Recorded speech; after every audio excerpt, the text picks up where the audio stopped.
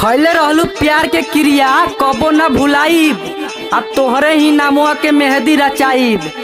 खैले रहू प्यार के क्रिया कबो न भुलाईब, अब तोहरे ही नामुआ के मेहंदी रचाईब। तू ही तोड़लू दिल हमार दिलवा लगाई के, आ एहो हर जाई जैबू हमरा के पागल बनाई के। जाता रे तो ना रे नइखे कवनो गवा।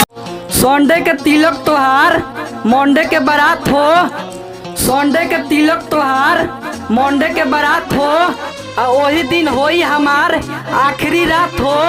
आ होते बिहान हमरा के भुला जइबू, आ अपना यारवा के हमेशा खातिर रुला जइबू। रतिया बचोए